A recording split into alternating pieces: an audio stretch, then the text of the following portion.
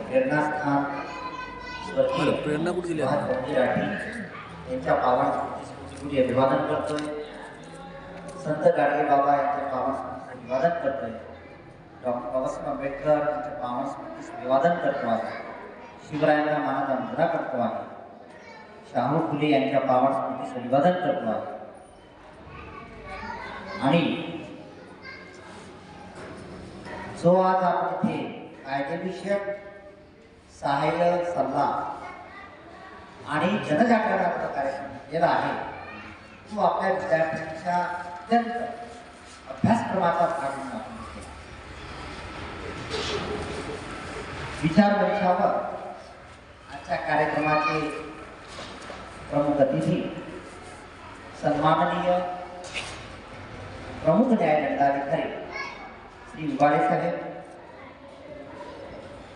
सामाजिक सेवेचं व्रत ज्या न्यायिक क्षेत्राला लाभलेलं आहे असे सामाजिक व्रत सांभाळणारे आमचे आदरणीय जिल्हा प्राधिकरण कायदेविषयक सल्ला समितीचे सचिव आदरणीय श्री दिग्वाणी साहेब, आजचा जो आपण या सुंदर गावामध्ये आणि या सभागृहामध्ये जो कार्यक्रम आयोजित केला त्या कार्यक्रमाची आणि या व्यासपीठावर विराजमान असलेले आदरणीय डॉक्टर भगवानरावजी गोटे साहेब, माननीय सभापती पंचायत समिती वाशिम, याच व्यासपीठावर विराजमान असलेले दामू अण्णाजी गोटे साहेब, माननीय सभापती बाजार समिती वाशिम, आदरणीय गजाननरावजी गोटे साहेब, उपसरपंच तोंडगाव, आदरणीय मुंडे सर, मुख्याध्यापक, जिल्हा परिषद शाळा तोंडगाव, या गावचे सर्व सन्माननीय ग्रामस्थ, माझे आदरणीय विद्यार्थी व विद्यार्थी, माझ्या समवेत कार्यक्रमाला हजर असलेल्या माझ्या आदरणीय भगिनी प्राध्यापिका ललिता दाभाडे मॅडम, आणि आज आपण गावामध्ये जो कायद्याचा प्रचार प्रसार केला, तुमच्या विद्यार्थ्यांना मी तुमचं अभिनंदन करेन, कारण समाजाला दिशाला या कार्याची गरज आहे. हे कृपया लक्षात घ्या, न्यायपालिका ही आपल्या चौकटीमध्ये कार्य करते आहे, परंतु जेव्हा डॉक्टर मनमोहन सिंग या देशाचे पंतप्रधान त्यांच्या समवेत त्यांच्या हस्ते दिल्लीला एक उद्घाटन झालं होतं, त्या दिवशी आमचा कार्यक्रम हा धार्मिक एरियामध्ये होता. मी अमरावतीला प्रोफेसर असताना तो कार्यक्रम मी धार्मिक चिखलदरा एरियामध्ये घेतला होता आणि आम्ही खूप डीप फॉरेस्टमध्ये गेलो.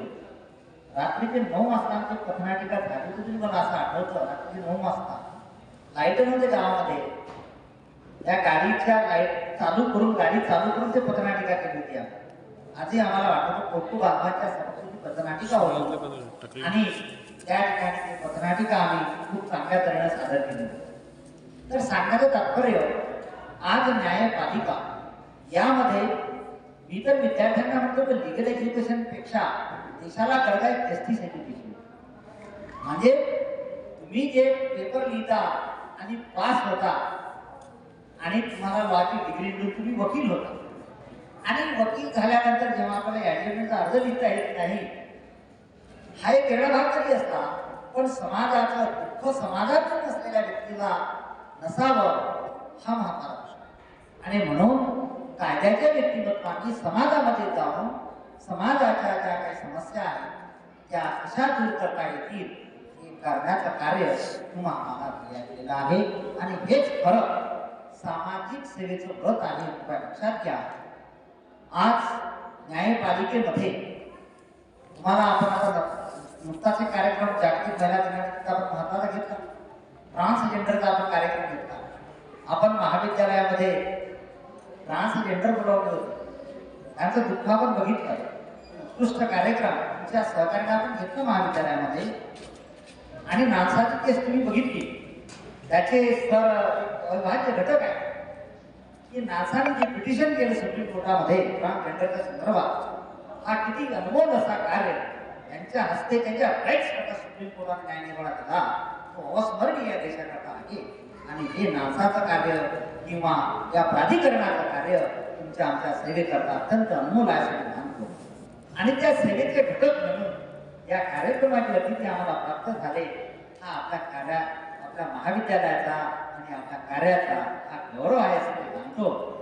विशेषतः दोन्ही सरांनी मी कॉलेजतर्फे आपल्या महाविद्यालयाबद्दल तुमच्यातर्फे माझ्यातर्फे मनापासून मी त्यांचे अभिनंदन करेन, त्यांचे आभार मानेन. कारण आज शनिवार न्यायालयाला सुट्टी आहे, उद्या रविवार न्यायालयाला सुट्टी आहे, सोमवार आणि मंगळवार सुद्धा न्यायालयाला सुट्टी आहे.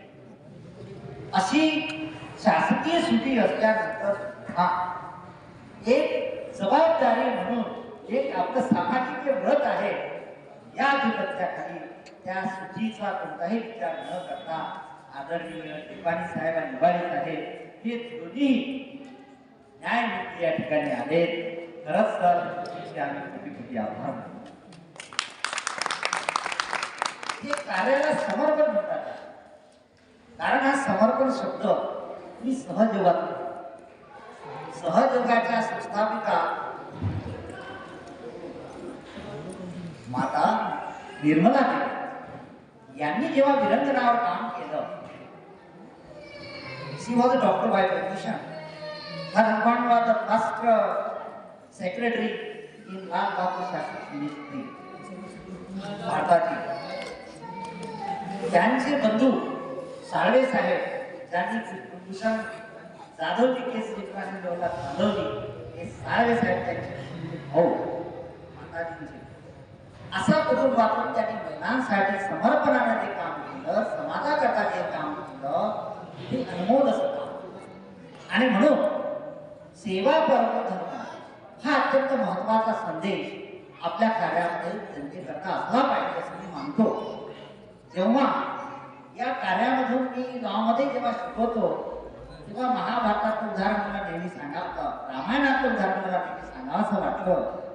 जेव्हा कौशल्या माताचं मॅरेज झालं आणि त्याचं लग्न झाल्यानंतर त्या सासरी नांदायला आल्यानंतर दशरथ राजा एक चिंतेचं कारण झालं, राणींनी अन्न सोडलं. जेव्हा राजांनी विचारलं का सोडलं, राणीने सांगितलं नाही. कारण जेव्हा राणी लग्नावरून घरामध्ये आल्या, राजवाड्यात आल्या, तेव्हा त्यांनी दासीला म्हटलं की आपण जरा आपला समाज आपला जनता बघून येऊ की कशी काय आहे. राजाला जनतेत गेलं पाहिजे, जनतेचं दुःख पाहिलं पाहिजे, जनतेच्या समस्या समजून घेतल्या पाहिजे. आणि म्हणूनच राणी कौशल्या माता ह्या आपल्या राजवाड्यामध्ये फिरायला गेल्या आणि एका गरीब घरात घुसल्या. गरीब घरात घुसल्यानंतर त्या महिलेला खूप अत्यानंद झाला का माझ्या घरची राणी आल्या, हे माझं किती सौभाग्य. आणि पाहतो तर काय एका ठिकाणी आनंद डोळ्यातून अश्रू येतो. राणीने विचारला तुझ्या डोळ्यातून अश्रू का? म्हणून आनंद झालेला आहे. मला एका इथे आनंद आहे, एका इकडे दुःख पण आहे असं त्या बोलल्या. राणीने विचारलं दुःख कशाचं आहे? तर तुम्ही माझ्या घरी आल्या, माझ्या घरची परिस्थिती एवढी खराब आहे का मला एक ग्लास पाणी द्यायला तुमच्याकडे फक्त पाण्याशिवाय काहीच नाही, माझ्याकडे तुम्हाला खायला द्यायला काही नाही. राणीने विचारलं का असं खायला द्यायला तुमच्याकडे नाही याचं कारण काय? त्यांनी सांगितलं की जे काही आम्ही जमीन पिकवतो या राज्यामध्ये आम्हाला टॅक्स द्यावा लागतो, सारा द्यावा लागतो. एवढं अन्न पिकलं त्यातलं 80% रांगणात टाकावं लागतं, आमच्याकडे जवळपास 20% राहतं, आमची खाण्याचा प्रॉब्लेम निर्माण होतो. राणीला वाईट वाटतं की आपण रोज खातो आहे, जेवतो आहे, आपला प्रजा उपाशी राहायची आहे, बरोबर नाही. आणि म्हणून राणी घरी गेल्या. त्यांनी एक ठरवलं का मी आजपासून जेवण घेणार नाही या राजवाड्यातलं. कारण मी जर या राजवाड्यातलं जेवण घेतलं माझ्या पुढे जो बाळ जन्माला येईल तो जनतेची सेवा करणारा नसेल, जनतेचं चांगलं कार्य करणारा नसेल, म्हणून मला या अन्न त्यागायचं आहे. राणीने अन्न त्यागलं. त्या दिवसापासून राजांना विचार पडला का राणीने अन्न त्यागलं. दासूला सांगितलं गेलं का राजाला सांगायचं नाही मी अन्न त्यागलं म्हणून. एके दिवशी दासूला वाटलं मी जर सांगितलं नाही तर राणी मरेल, मला फाशी शिक्षा होईल. तिने नाईलाजास्तव राजाला सांगितलं का राणी 5 दिवस झाले जेवण बंद आहे, त्याचं कारण मला माहिती नाही. राजा विचारायला गेले, दशरथ राजा सांगायचं काम नाही, मी सांगणार नाही. जेव्हा गुरुला राणीने सांगितलं का मी जेवण का करत नाहीये, जोपर्यंत या राज्यातला जो सुखी गरीब होणार नाही, जो गरीब व्यक्तीला अन्न मिळणार नाही, तोपर्यंत मी या अन्नाचा कमी खाणार नाही. सांगण्याचं तात्पर्य, राणीने हे जे व्रत घेतलं समाजसेवेचं व्रत होतं, त्या दिवसापासून राजाने एक फतवा काढला की या गरीब माणसाला या राज्यामध्ये टॅक्स माफ करण्यात आलेला आहे. From that day the taxing system is established in India. हे तुम्हाला लक्षात घ्या की गरीब जनता जी असतं त्याच्याकरता तुम्हाला काम करावं. हे उदाहरण मी तुम्हाला सांगितलं. आपल्या न्यायालय क्षेत्रात असेल, आपल्या विधी क्षेत्रातलं काम करत असेल, आपल्याकडं विधी ज्या लोकांना ज्या समस्या आहेत, सामाजिक ज्या समस्या आहेत, त्या तुम्हाला मला तुम्ही कशा करता येतील. साहेबांनी, मुख्याध्यापक साहेबांनी सांगितलं की तुम्हाला कोणती केसच मिळू नये असा आशीर्वाद तुम्हाला दिला, अत्यंत अनमोल असा आशीर्वाद दिला. त्याचं कारण असं आहे, त्याचा भाव लक्षात घ्या, त्याच्या मनातले जे अंतरंग आहे ते लक्षात घ्या. त्याचा मॉरल सांगण्याचा अर्थ असा आहे की समाजामध्ये आपला जो समाज आहे तो दुःखी नसावा, तो सुखी नसावा. हे कृपया लक्षात घ्या. आपल्याकडे प्रॉपर्टी खूप आहे. गाडगे महाराजांनी सांगितलं होतं, जेव्हा एका प्रॉपर्टीसाठी त्यांना काठी हातात घ्यावी लागली होती एका सावकाराच्या विरुद्ध गाडगे महाराजांना, आणि पोलीस स्टेशनला रिपोर्ट द्यायला जायचं काम पडलं होतं. कोणी रिपोर्ट घेत नसे, कोणी त्यांची दाद देत नसे, म्हणून त्यांनी सांगितलं की बाबा हो, तुम्ही शिका, आपल्या मुलामुलींना शिक्षण द्या, त्यांना ज्ञानी करा, कोणाला न्याय नाही झाला पाहिजे याची दखल घ्या. हे गाडगे महाराजांनी तुम्हाला सांगितलं. म्हणून गाडगे महाराजांच्या स्मरणातले, त्यांच्या विचारातले आपल्याला वकील वर्ग पाहिजे आहे, त्यांच्या विचारधाऱ्यातला आपला समाजसेवक आपल्याला पाहिजे आहे. हे कृपया लक्षात घ्या. मित्रहो, आपल्याकडे भरपूर असे संकट आपण बघितले आहे देशामध्ये, भरपूर संकट. आपल्या महिलांवर अत्याचार आपण बघितलेले, निर्भयाची केस तुमच्या समोर आहे, प्रियदर्शनी वस्तूची केस तुमच्या समोर आहे, आणि तुम्हाला बघा सांगा. आमच्या महिला बाहेर पीडित असतात, घरात पीडित असतात. त्या पीडितांना काय आपल्याला करता येईल. सरांच्या दालनातून अशा महिलांना, न्यायालयाच्या दालनातून अशा पीडित महिलांना शासनाने मनोधैर्य स्कीमचं एक दालन निर्माण केलेलं आहे. त्या स्कीममधूनही त्यांना मदत केली जाते. अनुसूचित जाती जमातीमधल्या महिला व्यक्तिमत्व असेल त्यांनाही मदतीचं दालन झालं आहे. हा मदतीचा भाग जरी वेगळा असेल तर समाजामध्ये असे संकट येऊ नये. हे संकट सगळ्यात मोठं आहे, कृपया लक्षात घ्या. कोरोनाच्या संकटात तुम्हाला दिलेला आहे, हे कृपया लक्षात घ्या. न्यायपालिकेच्या अंतर्गत जगातील सर्वात महत्वाचा केंद्रबिंदू असेल तर तो कोणता असेल, न्यायपालिका असेल. मी माझ्या उदाहरणामध्ये नेहमी सांगतो की आम्ही अमरावतीला असताना आम्ही एक कार्यक्रम घेतला होता. जस्टिस कंथार या हायकोर्ट गेले होते, त्यांना